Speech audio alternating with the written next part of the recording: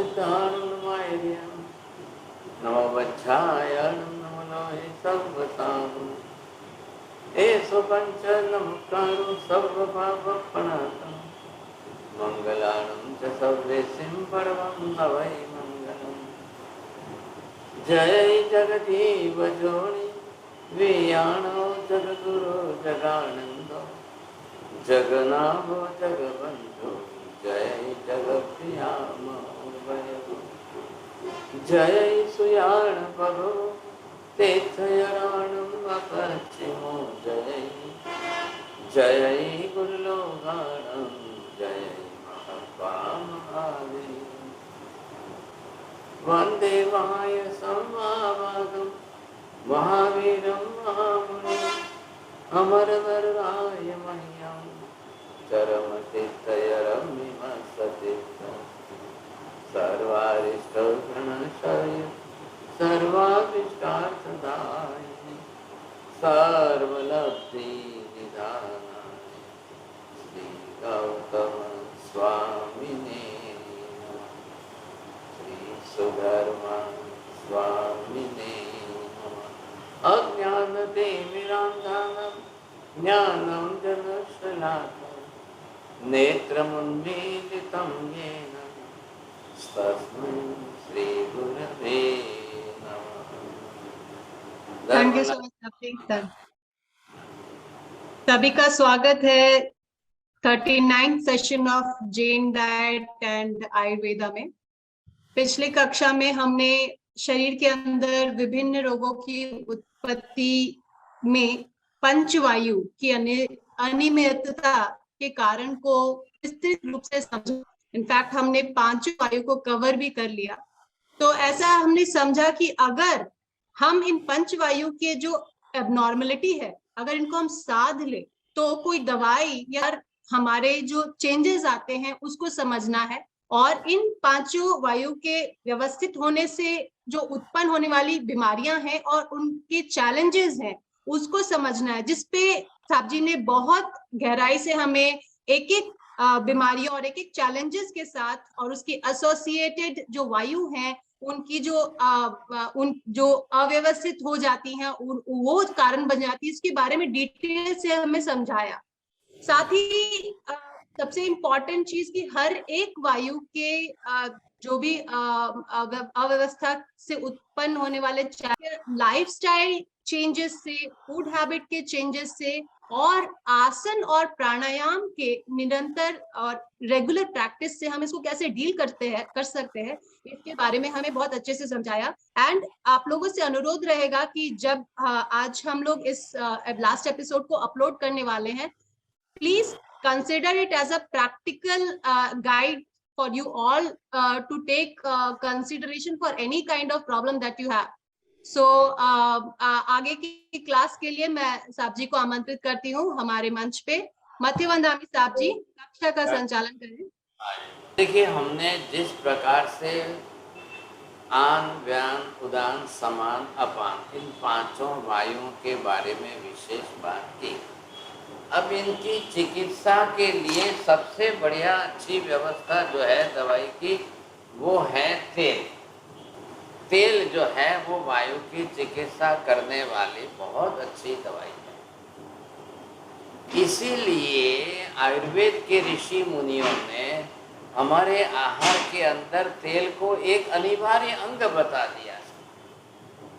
ख्याल आया? तेल के अंदर एक तो दो घटक बहुत अच्छे हैं। एक कैल्शियम का अंश है, उसमें कैल्शियम काफ़ी ज़्यादा होता है और कैल्शियम हमारे बोन्स के लिए ज़्यादा उपयोगी होता है।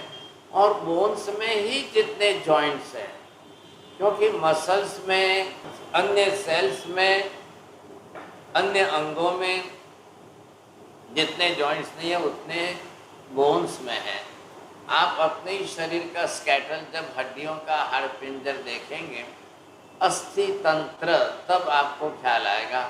क्योंकि अगर हड्डियों में जॉइंट्स ना हो तो हड्डियां मुड़े ही नहीं, फिर हम चल फिर नहीं सकेंगे।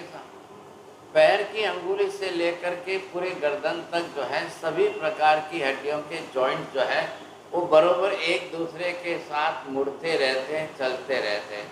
तो इनके बीच में जो ग्लिसरीन है, लुब्रिकेशन जो है वो तेल का है, वो होना अनिवार्य है वहाँ पर। और जब शरीर के अंदर व्यान वायु जब बहुत ज़्यादा बढ़ जाती है, थोड़ा सा ध्यान दीजिए, वायु रुक्ष है, वायु जो है वो रुक्ष होने के कारण वहाँ सूखापन आ जाता है। इसलिए जॉइंट्स में जब भी सूखापन आ जाएगा तब आप निश्चित समझिए कि ये सूखापन जो है आपके घर्षण का कारण बन जाएगा। अब घर्षण से आप अपनी बीमारी को पहचान सकते हो, स्त्री हो या पुरुष हो, उम्र कोई भी हो, आप नीचे झुकते हो, बैठते हो, खड़े होते हो, फिर एक बार अगर आप जो है सूर्य नमस्कार करने लग जाओ, उठ बैठ करने लग जाओ, कोई भी एक्सरसाइज आप देख लो कि आपके किस जॉइंट्स में से कट कट कट कट आवाज़ आती है। वो घुटनों में से ज़्यादा आने की संभावना रहती है, कई बार पैर के पंजों के जॉइंट्स में से आवाज़ आने की संभावना ज़्यादा रहती है। तो मतलब जिस पोर्शन में लुब्रिकेशन आपका सूख जाएगा वहाँ हड्डियाँ, एक हड्डी दूसरे हड्डी से घर्षण खाएगी। अब ये देखिए, तो इधर आपको लगेगा इतना गैप तो होना ही चाहिए था। अब इतना गैप होगा तो इसके बीच में जो लुब्रिकेशन ग्रीस है, ये नीचे की हड्डी, ये ऊपर का कैप, अब ये बरोबर चलते रहेंगे तो कहीं घर्षण नहीं खाएंगे साहब। लेकिन होगा क्या कि इसके पीछे का लुब्रिकेशन चला जाए, घिस जाए, सूख जाए, वहाँ आम जम जाए और ये हड्डी इसके साथ चिपकने लग जाए, तो मूवमेंट्स तो होना है। तो मूवमेंट्स होने पर ये हड्डी घिसेगी साहब। ये हड्डी घिसने पर घर्षण जो पैदा होगा वो आपको आवाज़ के रूप में कट कट की आवाज़ में सुनाई देगा। ये सेल्फ डायग्नोस है। प्रत्येक व्यक्ति को अपने तरीके से उठते बैठते झुकते आदि तरीके से अपना निदान कर लेना चाहिए।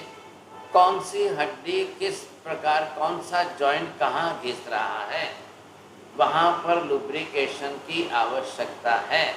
तो वहाँ वायु जो है वो रुक्षता पैदा कर रहा है और उसके कारण तकलीफ बढ़ती जा रही है। तो ये हमें कहीं ना कहीं अपनी तरह से व्यवस्था बैठानी पड़ेगी। तो तेल का सबसे बड़ा गुण जो है उस विस्तार की रुक्षता को घटाना।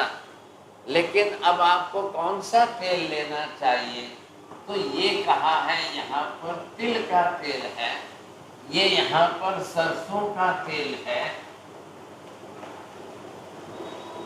और ये है एरंडी का तेल है।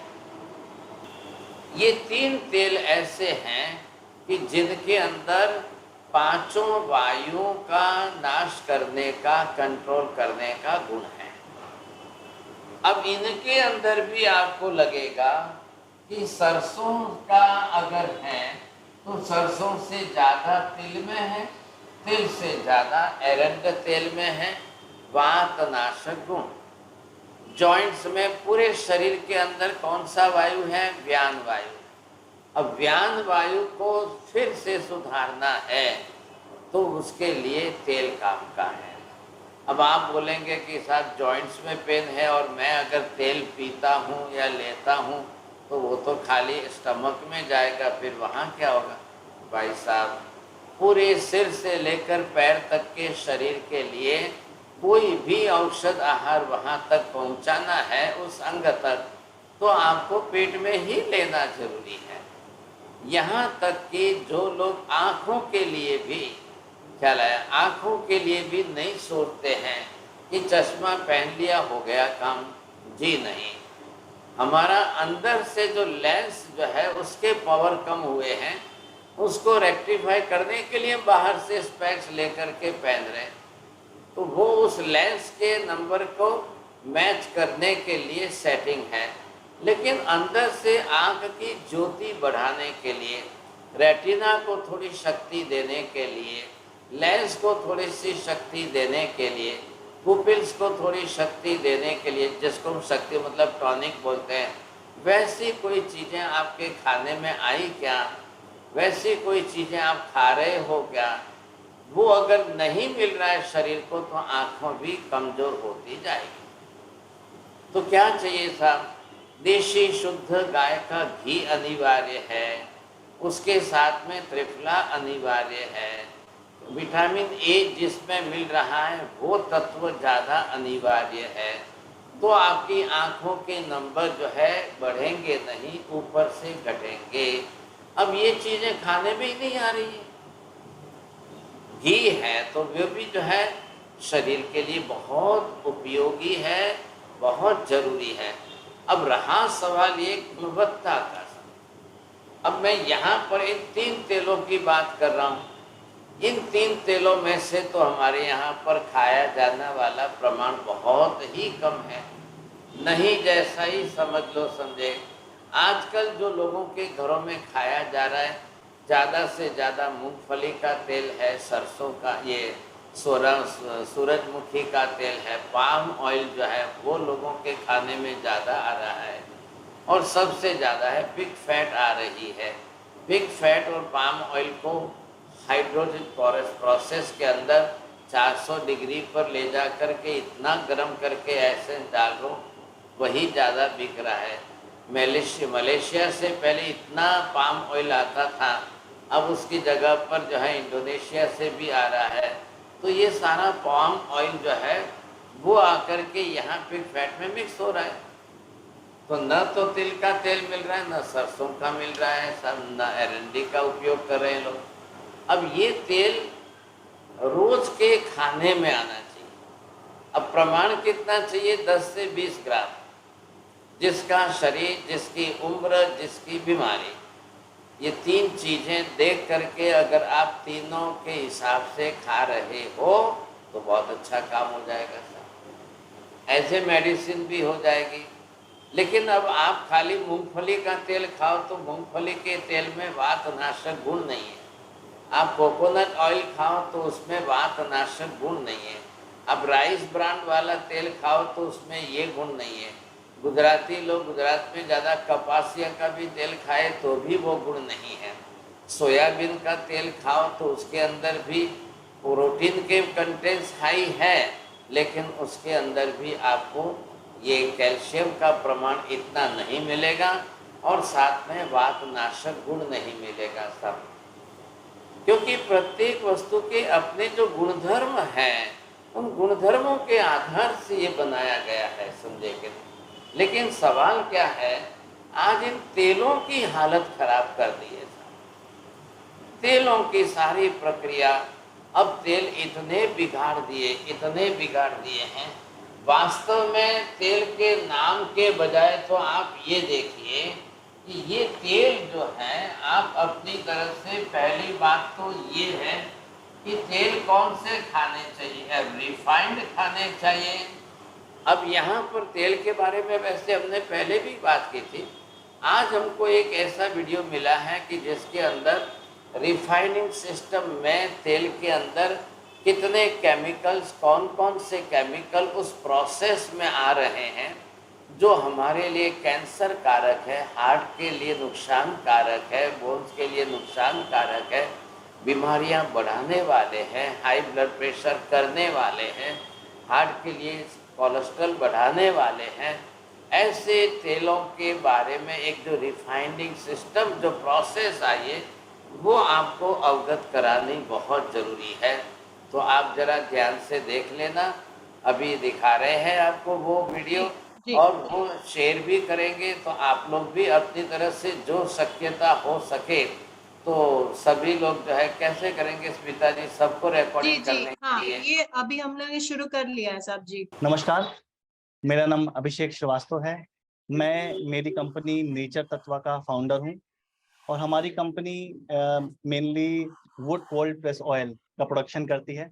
हमारा उद्देश्य है कि हम अधिक से अधिक संख्या तक शुद्ध तेल पहुंचा सकें, ताकि हमारे जो देशवासी हैं, हमारे जो नगरवासी हैं, हमारे जो सोसाइटी के लोग हैं, उनका स्वास्थ्य अच्छा रहे। आजकल आप जानते होंगे कि कितने रिफाइंड तेल जो हम लोग यूज करते हैं, उसका कितना नुकसान है।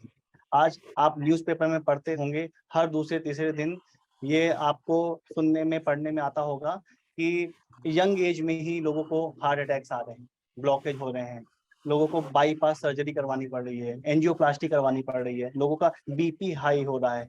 उसका सबसे बड़ा प्रमुख कारण है हाई कोलेस्ट्रॉल। और कोलेस्ट्रॉल जो आता है उसका मेन सोर्स है ये रिफाइंड ऑयल। और रिफाइंड ऑयल अमेरिका में सन 1840 में इसकी शुरुआत हुई थी और उसके बाद धीरे धीरे पूरे विश्व में ये फैल गया।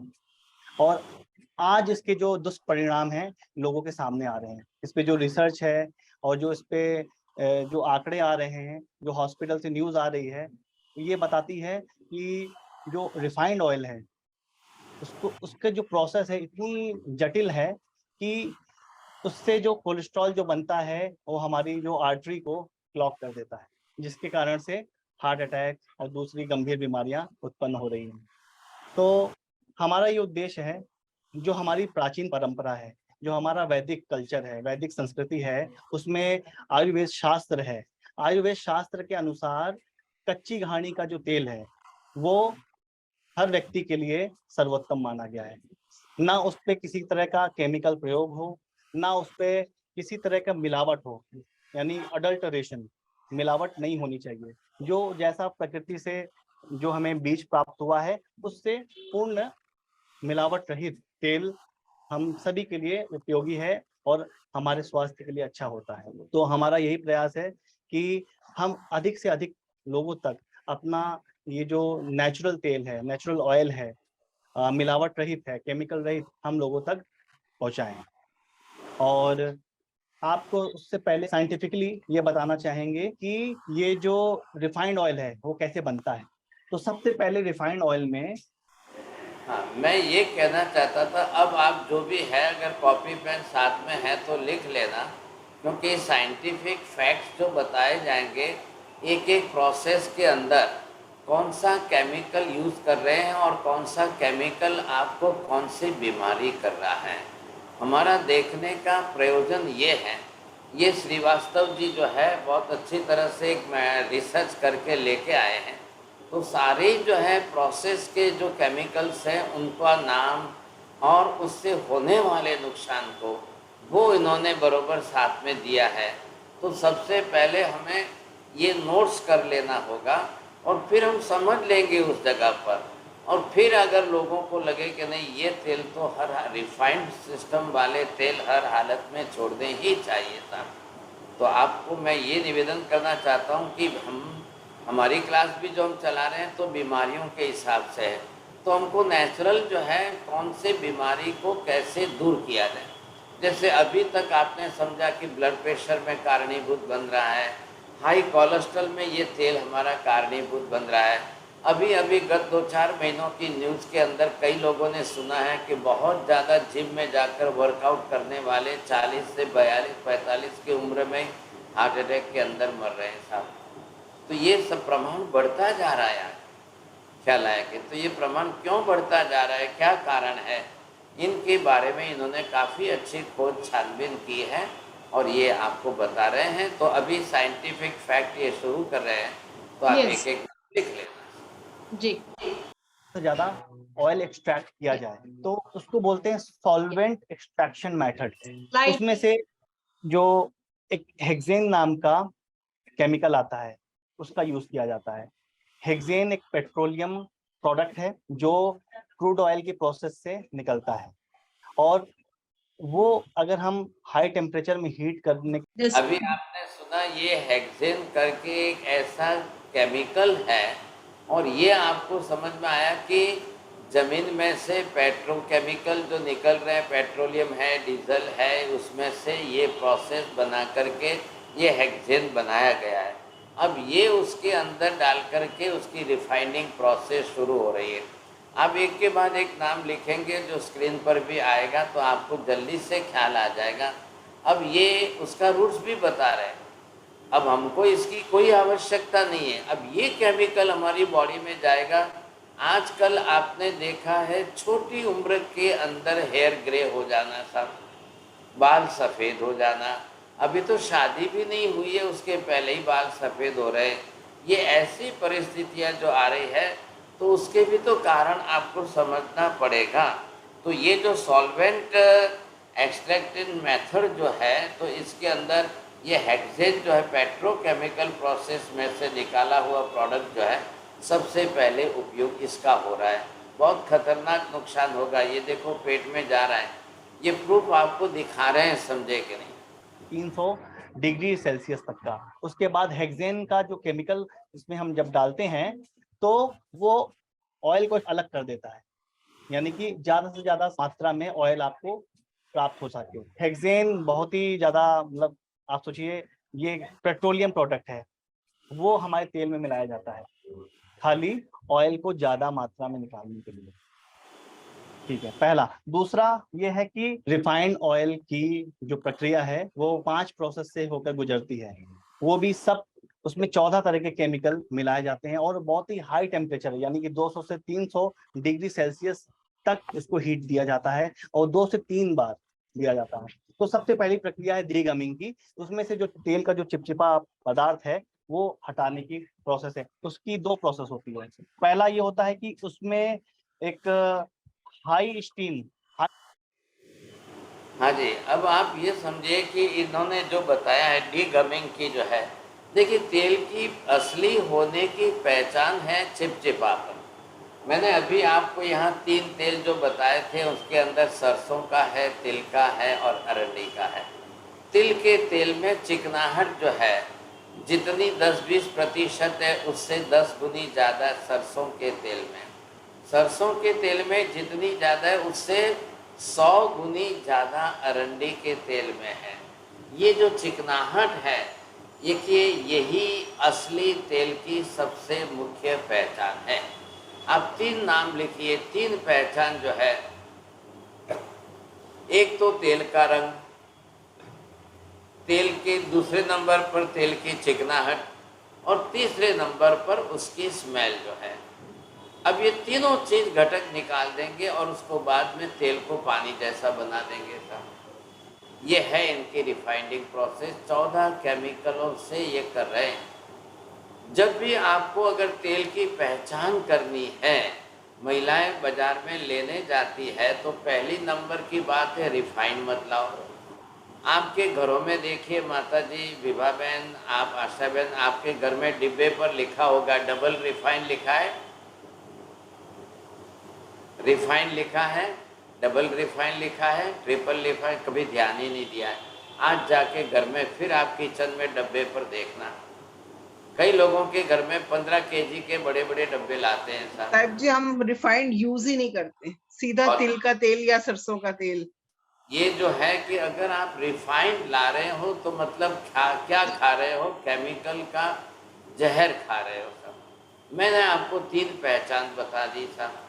अब 3 पहचान हो तो असली है, नहीं तो नकली है। नंबर 1 उसका चिकनाहट होनी चाहिए। नंबर 2 उसके अंदर जो है उसका ओरिजिनल कलर होना चाहिए। नंबर 3 उसकी ओरिजिनल स्मेल होनी चाहिए।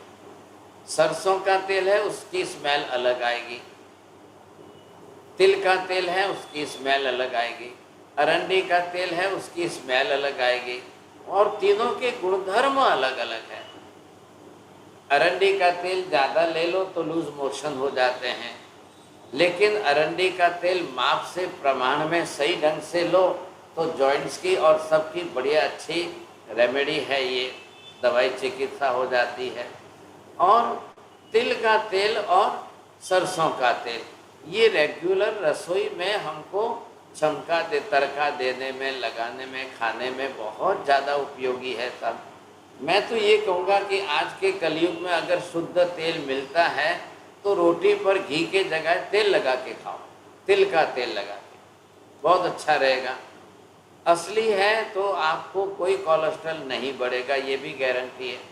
ये आज के रिफाइंड नकली आने के कारण जो है आपको ये सारी समस्याएं हो रही है। तो ये भाई साहब बता रहे हैं। थोड़ा सा दूसरा केमिकल आएगा।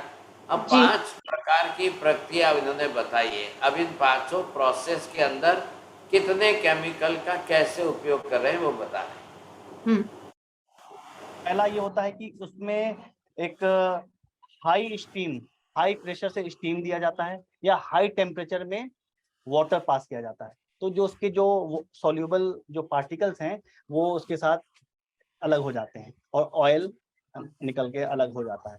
तो ये जो रॉ मटेरियल में से हायर परसेंटेज में हमें ऑयल मिल जाता है। दूसरी प्रोसेस होती है डीगमिंग की, उसमें एक केमिकल होता है, उसका नाम है फॉस्फोरिक एसिड। फॉस्फोरिक एसिड आप समझ लीजिए, आप इसको आप जमीन में डालिए ना तो आपको पता चलेगा उतना एरिया जल जाता है, वो इस प्रोसेस में यूज किया जाता है फॉस्फोरिक एसिड। दूसरी प्रक्रिया है रिफाइनिंग की। रिफाइनिंग में जो जो बारीक पार्टिकल्स होते हैं उसको रिमूव किया जाता है। तीसरी प्रक्रिया है न्यूट्रलाइजेशन, जिसमें जो तेल में अम्ल होता है यानी एसिड होता है उसको हटाने की प्रक्रिया है। इसमें कास्टिक सोडा का मिश्रण किया जाता है जिससे ये न्यूट्रलाइज हो जाता है। हाँ जी, अब आपको ये भी देखना है कि तेल के अंदर से किन घटकों को कैसे ये लोग दूर करते हैं। आपने देखा जिसके अंदर आपने जो है फॉस्फोरिक एसिड जो देखा है बड़ा ज्वलनशील है, खतरनाक है, जमीन में डाल दो तो जल जाए ऐसा है। लेकिन अब इन लोगों ने अपनी तरह से ऐसे ऐसे केमिकल्स निकाले और बना रहे हैं।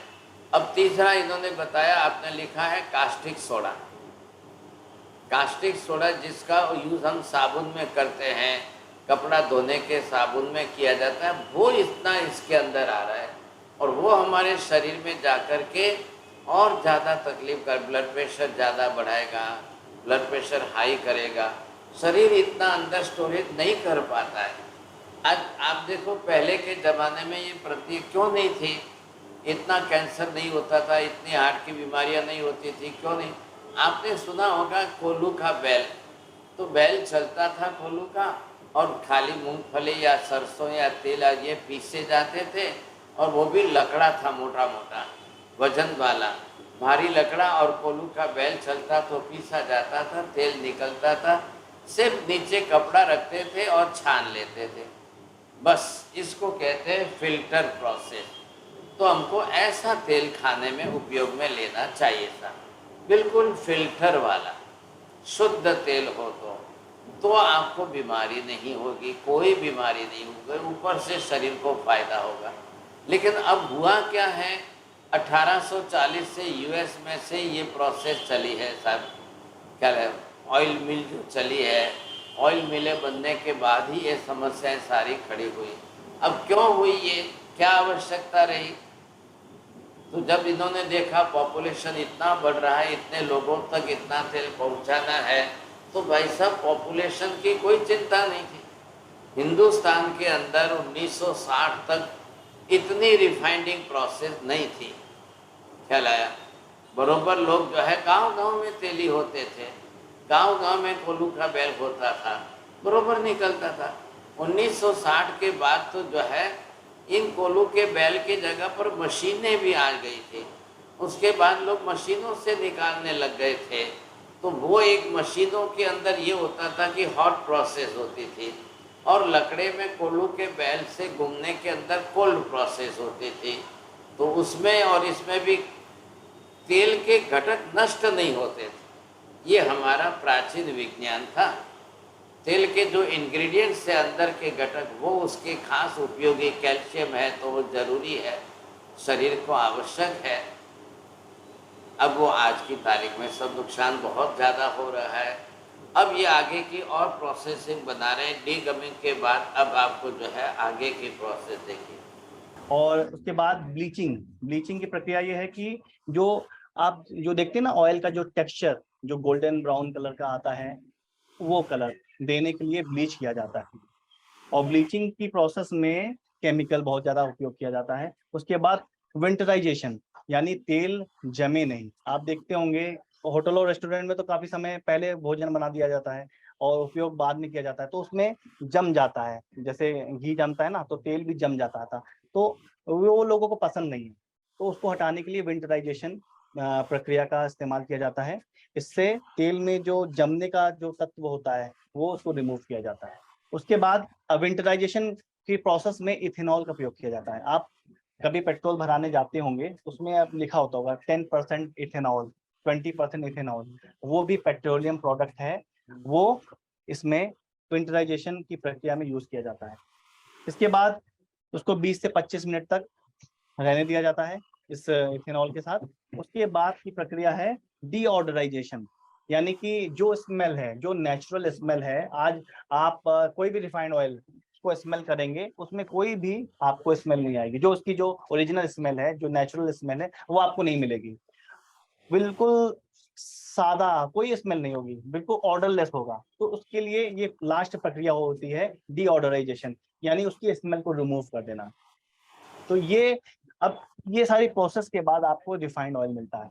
तो ऑयल में उसके जो गुण धर्म है, जो नेचुरल प्रॉपर्टीज है, बिल्कुल शून्य होती है।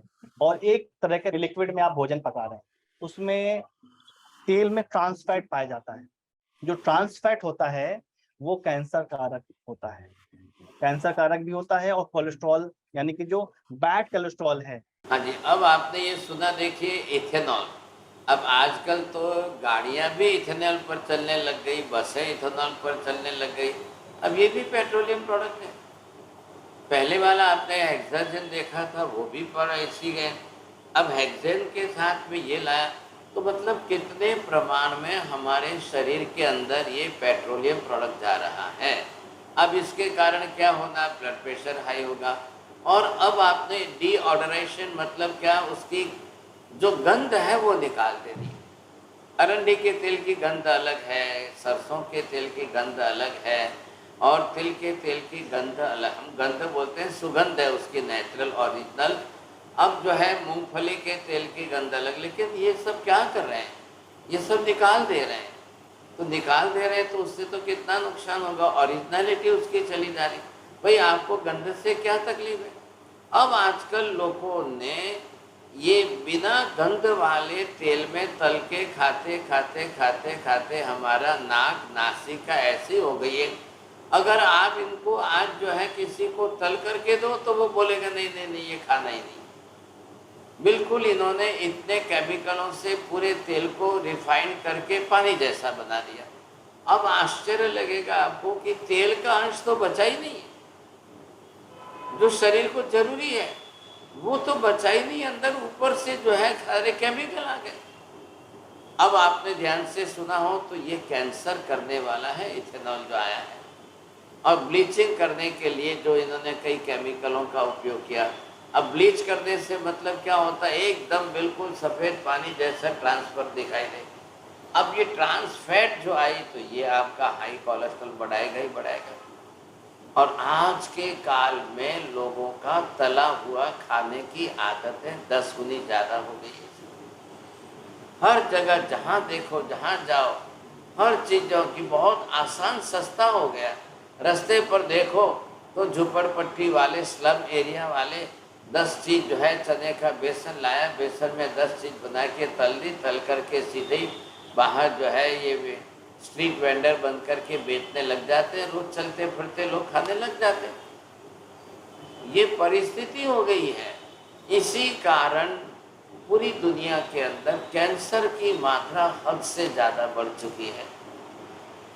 प्रमाण इतना कैंसर का बढ़ गया है, हर चीज़ का जो है आप देखो तो हार्ट की बीमारियां बढ़ गई है। तो ये सबसे पहले, और दूसरी ट्रीटमेंट करने की आवश्यकता नहीं है। पहले आपको ये खतरनाक जहर घर में से बाहर फेंकने की जरूरत है, बंद करने की जरूरत। अनसैचुरेटेड जो वसा है, अनसैचुरेटेड कोलेस्ट्रॉल की उसकी वृद्धि करता है, जिसके कारण हमारी आर्टरीज क्लॉग हो जाती है। आपको इसका एक एग्जांपल देता हूँ।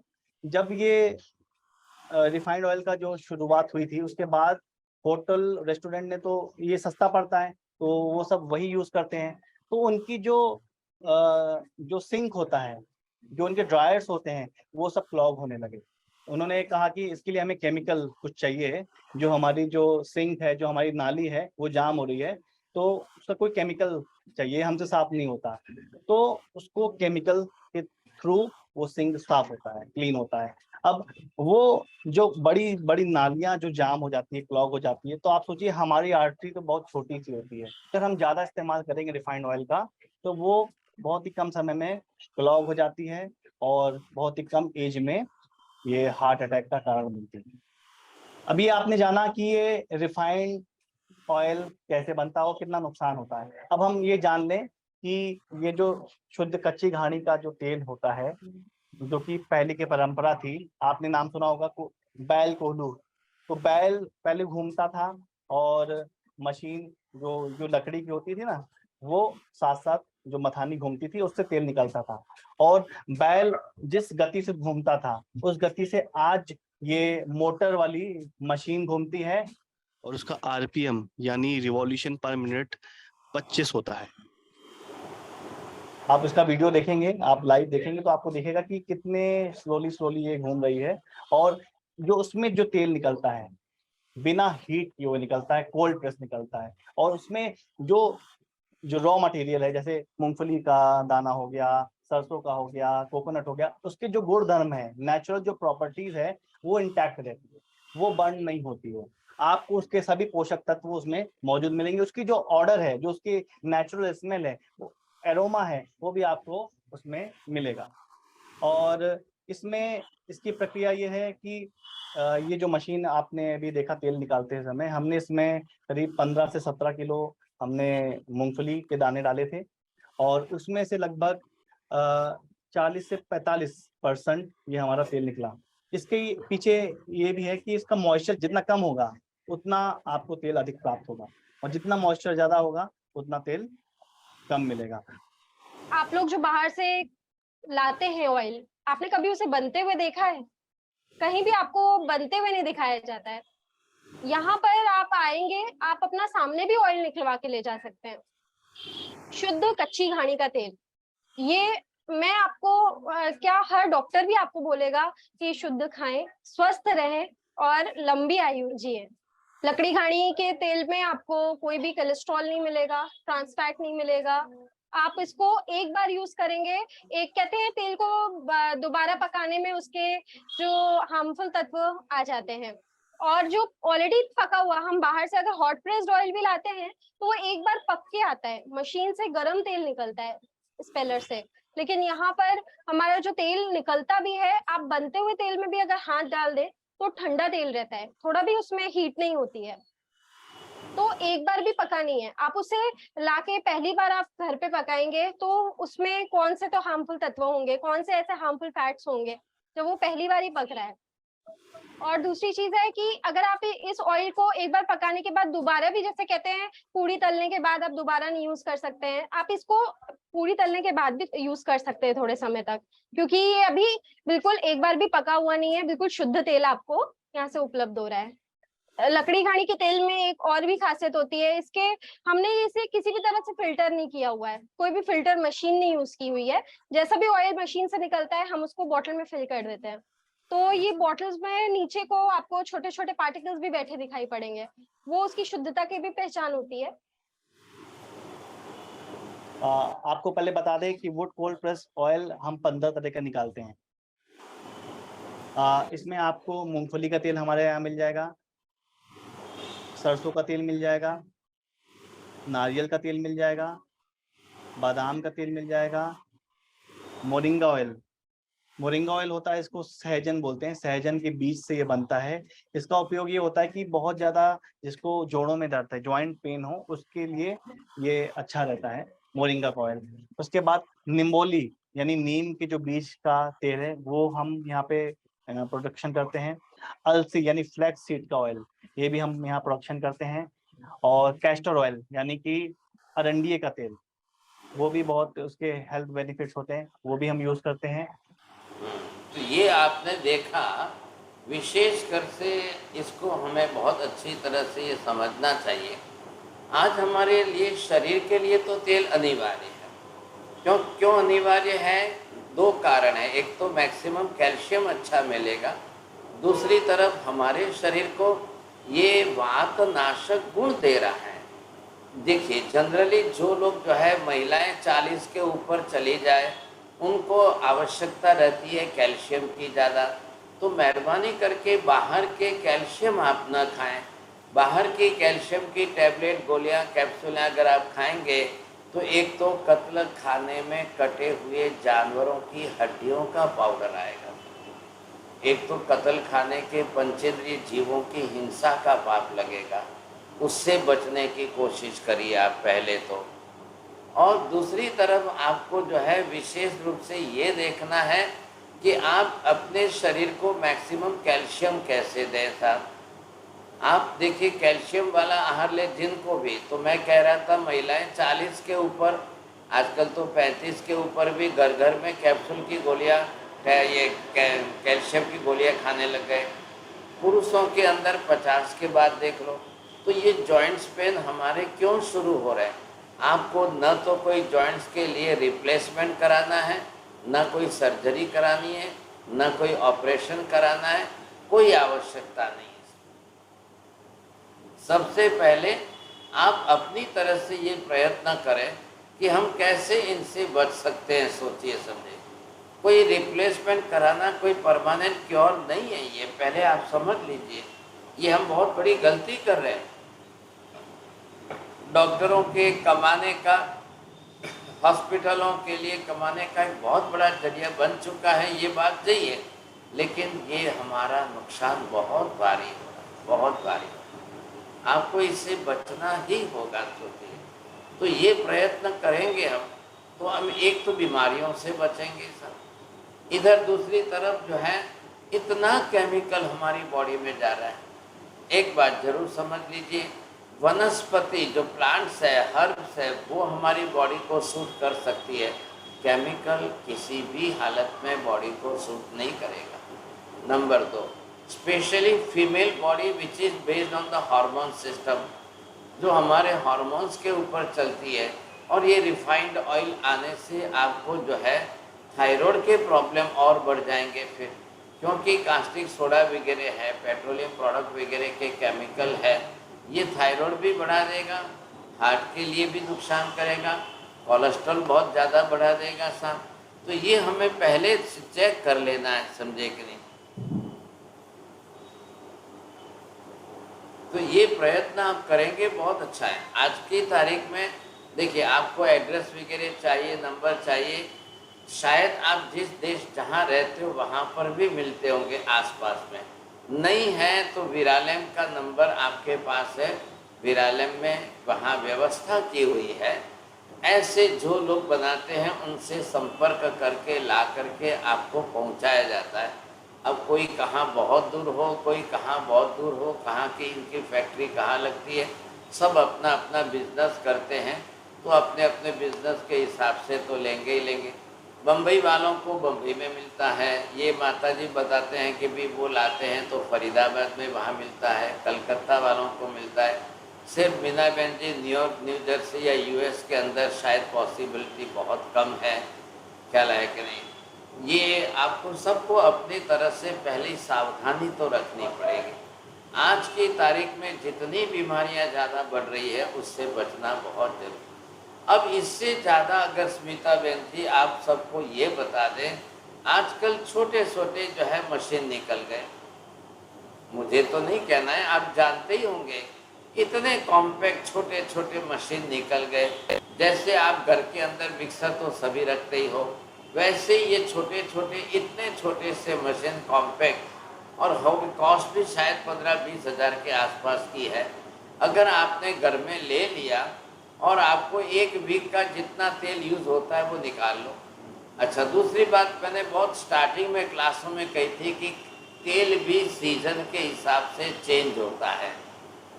कोल्ड प्रोसेस का मतलब मीना बहन ji, this is because of the wooden part, so there is no friction heat of any machine, so this is called the cold process, because when all the groundnuts or the seeds will be just pressed in that, and that oil which is coming outside, if you will take in your hand, you will not feel any type of heat, you see. This will be look like the natural coldness, you see. That is called the cold process, because here is no any heat process, hydrogenated heat process when they are doing up to 400 degree temperature. This is not here, that's why they are using the word the cold process. So this type of filter oil, अब आप अपने रोग अनुसार चुनिए, season के अनुसार चुनिए, जो मैंने पहले के वीडियो में बताया है आपको क्लास में, तो सीजन के हिसाब से बदलते रहिए साहब, ख्याल है। अब जैसे सीजन बदलती है आपको तेल बदलेंगे। वर्षा ऋतु वातकारक है, उस समय आप तिल का तेल, सरसों का तेल ज़्यादा यूज़ करेंगे तो बहुत फ़ायदा होगा। ये आज की क्लास का मुख्य उद्देश्य था। वो मैंने पहले क्लास में बताया है आगे तेलों के बारे में। आज ये जो मिला है तो केमिकल प्रोसेस मुझे बताने थे, एक एक केमिकल का नाम लेके बताया। अब आप जाओगे आपके घरों में देखोगे तो तेल के डिब्बे पर डबल रिफाइंड ये जो प्रक्रिया निकल रही है, तो ये 14 केमिकल उसमें और बढ़ेंगे। अब आ गए हैं ट्रिपल रिफाइन। ट्रिपल रिफाइन तो समझ लो कि जहर हो गया ऐसा, तेल का तो अंश भी नहीं है उसके अंदर, तो बहुत खतरनाक पॉइजन है। अगर थोड़े दिन आप तेल नहीं भी खाओगे तो नुकसान नहीं होगा, लेकिन खाना है तो तपास करिए, शुद्ध लाइए और फिर आपको प्राप्त होगा। तो जहाँ विरालेम का अगर नंबर है आपके पास तो वहाँ से भी आप इंक्वायरी कराइए और आपको मिल जाएगा। बोलिए साहब, अब जो है जिनको प्रश्न पूछना है पूछिए। Yeah, I wanted to. What about the cold pressed olive oil? Olive oil is also same process. Olive is Yeah. the type of name of the tree, and that fruit of that olive you see. Right. The process is the same. Here is no heat process, so they are Right. putting in that barobar kolu, and that is wooden part is there. So it is when the moving in the machine, it will be break down and will be create the oil there. So that oil will be, you will take immediately in your hand. So you will feel the coldness. So this is called the cold process. No doubt, if in your country or there, if olive oil is available, then it is also good. No doubt. You see. बोलिए माता जी। Thank you. Sahib जी, आपने एक बार बताया था कि सुबह गर्म पानी के अंदर 1 चम्मच अरंडी का तेल डाल के लेने से वो साहिब जी आपने किस पर्पस के लिए बताया था कि अच्छा, बात सुनिए, मैंने बताया था जिनको एसिडिटी, हाइपर एसिडिटी काफ़ी ज़्यादा है, उनको 1 गिलास गर्म पानी में 1 चम्मच गिर गाय का देसी घी डाल करके अच्छी तरह से 10 मिनट हिलाना है। ठंडा हो जाएगा पानी, लेकिन घी के पार्टिकल्स पूरे पानी में मिल जाएंगे और वो पीने से आपकी एसिडिटी मिट जाती है। अब आई बात एरंडी का तेल कैसे लिया जाता है। नंबर 1, या तो महिलाएं अपना आटा बनाने के टाइम 2 चम्मच जो है अरंडी का तेल आटे में डाल दो, आटा गूंथते समय। तो क्या होगा, पूरे परिवार के लिए किसी को कॉन्स्टिपेशन की प्रॉब्लम नहीं रहेगी। अब यूँ किसी को डायरेक्ट अरंडी का तेल खाने को दोगे तो शायद लोग नहीं खाएंगे, और वो भी कोल्ड प्रोसेस का देसी शुद्ध घी जो है। क्यों नहीं खाएंगे वो? क्योंकि उनको जो है स्मेल आएगी सर।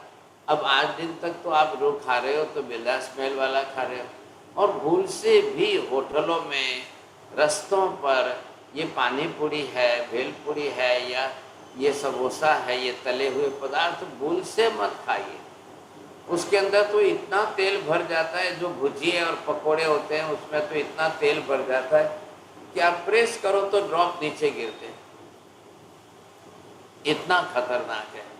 तो वो तो आप छोड़िए छोड़िए।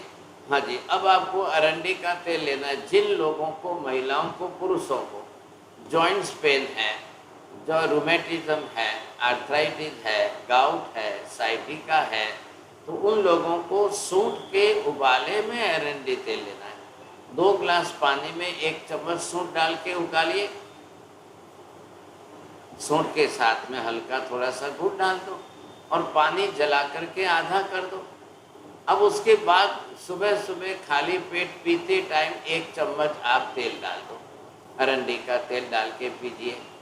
शुरुआत के 3 दिन आपको थोड़े से लूज मोशन होंगे साहब, लेकिन धीरे धीरे ये ऑयल आपकी बॉडी में जैसे सेट होता जाएगा तो जॉइंट्स पेन या ये कट आने की आवाज़, ये सब आपकी बंद होती जाएगी।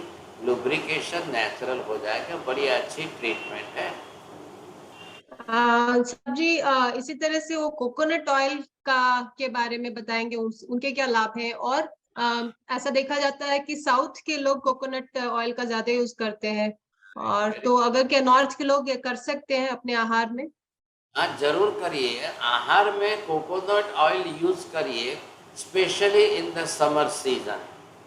Not only in the south, but anybody, those who are in Gujarat, Rajasthan and UP also, so उनको जो है समर सीजन के अंदर कोकोनट ऑयल जो है वो ज़्यादा फायदा करेगा। लेकिन कोकोनट ऑयल के अंदर ये वात नाशक गुण नहीं है, ये जरूर है, लुब्रिकेशन करेगा, ख्याल आया, लेकिन वातनाशक गुण, अगर if you are suffering from the knee problem, joints problem, तो वहाँ आपको जो है सरसों का तेल या ये अपना खास करके तिल का तेल या आपको अरंडी का तेल, अब according it depends on the condition of the patient. ये थेरेपी है, मेडिसिन के रूप में यूज़ करिए। फॉर एग्जांपल मैं आपको बताता हूँ, 2 ड्रॉप आप सिर्फ जो है सरसों के तेल को लेकर के मसूड़ों पर मालिश करिए, दांतों के ऊपर मसूड़ों पर मालिश करेंगे तो दांत मजबूत रहेंगे, आपके दांत गिरेंगे नहीं। हल्की अंगुली से, नॉट यूज द ब्रश, हमने ब्रश से ज़्यादा नुकसान अपने दांतों का कर लिया है, इसलिए हमको ज़्यादा से ज़्यादा जो है अंगुली से सिर्फ गम की मसाज जो है इस कोकोनट ये अपना सरसों के तेल से करिए, बहुत ज़्यादा फायदा होगा। जी आयुर्वेद शास्त्र के अंदर तो तेलों का गंडूस बताया है, क्या इसमें खास करके आपने अष्टांग हृदय में है, धन्वंतरी जी ने है, तो इन्होंने तो तेल का गंडूस, कई बार जो है हमारे दांत खराब रहते हैं, कैविटीज पड़ जाती है, तो क्योंकि तेल में कैल्शियम ज़्यादा है, तिल के तेल में कैल्शियम ज़्यादा है, तो बेटर है कि गंडूस किया जाए। तो वो एक तरीका है कि 15-20 मिनट तक तेल मुंह में भर के रखते हैं, क्या सर जी इसको हम लोग ऑयल पुलिंग के नाम से भी जानते हैं। वेरी गुड, वो जी। आजकल अंग्रेजी भाषा में यही होता है। तो ये भी बहुत फायदा है, ट्रीटमेंट है, समझे कि मेथड अच्छी है। सर जी इसके बारे में थोड़ा हमें दर्शकों को अवगत कराएंगे ऑयल हाँ पुलिंग के बारे में। ऑयल पुलिंग ये है, मैंने बताया आपको कि जब डीके होता है, टीथ डीके, दांतों का सड़ना है, कई बार दांत ओवर सेंसिटिव हो जाते हैं, कई बार लोगों को दांतों में पायोरिया हो जाता है, पस निकलता है, कई बार दांतों से स्मेल खराब आती है, उन लोगों को ये गंडूस की प्रक्रिया बताई है। तो वो क्या करे कि 1-2 चम्मच ऑयल लेकर के मुंह में भर के रखे और सुबह सुबह मुंह में भर के रख कर के 15 मिनट 20 मिनट तक अपनी जीभ से जो है दांतों के आगे पीछे दोनों तरफ घुमाते रहे रखे, तो क्या है वो आखिर पूरे पायोरिया के सिस्टम बीमारी चली जाती है और सेंसिटिविटी जो होती है वो कम हो जाती है। क्यों होती है? क्योंकि ओवर ब्रश करने से दांत के ऊपर का एक लेयर होता है एनिमल, अब वो ख़त्म हो जाता है, घिस जाता है, तो फिर दांतों की सेंसिटिविटी ज़्यादा बढ़ जाती है। ठंडा पानी टच नहीं होता है, कोई भी चीज़ पियो खाओ तो जल्दी तकलीफ होती है। तो ये सारे ट्रीटमेंट हैं आयुर्वेद के अंदर। ऑयल पुलिंग जिसको आप कहते हैं, उसको आयुर्वेद शास्त्र में गंडूस नाम कहते हैं। बहुत अच्छी ट्रीटमेंट करके अब ये हमारी प्राचीन पद्धतियाँ सब नष्ट हो गई, अब चली गई और खाली सुबह सुबह कॉलगेट लेकर के ब्रश करने लग जाते हो, बड़ी गलती है आपकी। कॉलगेट क्या है? Colgate it is the by product of the slaughter house, बहुत खतरनाक है। जो कत्ल खाने चल रहे हैं, बूचड़ खाने, इन स्लॉटर हाउस के अंदर इतने गाय भैंस बैल पशु पक्षी काटे जा रहे हैं, बाद में हड्डियां बचती हैं, हड्डियों का मिलिंग करके पाउडर बना करके जेली जिलेटिन और शक्कर मिक्स करके कॉलगेट वाले आपको खिला रहे दे रहे हैं।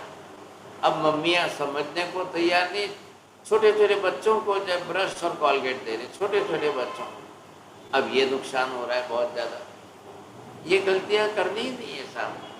कभी भूल से कॉलगेट तो टच ही नहीं कर। कॉलगेट है, फॉरेंस है, क्लोजअप है, ये सब जो है आजकल के ये टूथपेस्ट जो है ये side product of the slaughter house हो चुके हैं, इनसे बचिए साहब जी। एक हमारे इंडियन प्रोडक्ट था वो डाबर लाल दंत मंजन, तो क्या वो एक ऑथेंटिक प्रोडक्ट है? नहीं साहब, डाबर का लाल दंतमंजन ये it contains the tobacco also, और वो मिट्टी है और उसके अंदर कलर आदि है। आपको टूथ पाउडर चाहिए, यू कैन यूज द सिंधा नमक, एलियम आल्सो, एलियम पाउडर, फिटकरी का पाउडर बोलते हैं, हल्का सा कपूर मिक्स कर दो और गाय के गोबर की राख जिसको भस्म बोलते हैं, बस 3 चीज़ बहुत हो गई। बेस्ट में बेस्ट ऐसा तो वो आप 2 बार सुबह सुबह हल्का सा अंगुली से टच कर दोगे, काम हो गया आपका बस। बहुत अच्छा टूथ पाउडर है।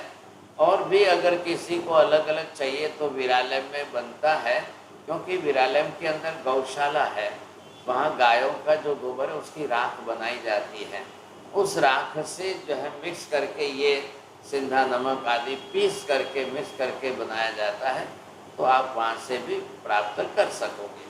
धन्यवाद साहब जी, आज बहुत सारी प्रैक्टिकल जानकारी मिली। अभी हम यहाँ समय हो चुका है, हम कक्षा को विराम देंगे। नमो हरियंताणं नमो सिद्धाणं नमो आर्याणं नमो वच्छायाणं नमो लोये सर्वसावनं एषो पंच नमोकारो सर्वपापप्रणाशनं मंगलानं च सर्वेशं परमं हवै मंगलम्। मंगलम भगवान वीरु मंगलम गौतम प्रभु मंगलम स्थूलिभद्राद्या जैन धर्मोस्तु मंगलम। चत्तारि मंगलम हरिहंता मंगलम सिद्धा मंगलम साहु मंगलम केवली पन्नतो धम्मो मंगलम। चत्तारि लोगोत्तम हरिहंता लोगोत्तम सिद्धा लोगोत्तम साहु लोगोत्तम केवली पन्नतो धम्मो लोगोत्तम।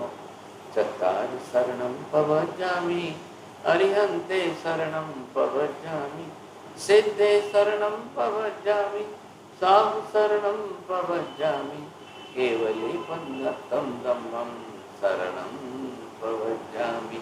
सर्वमङ्गलमाङ्गल्यं सर्वकल्याणकारणं प्रधानं सर्वधर्माणां शरणं जयति शासनम्। विकालन्ना साहब जी, धर्मनाथ बहुत सभी को आशीर्वाद। जय जिनेन्द्र।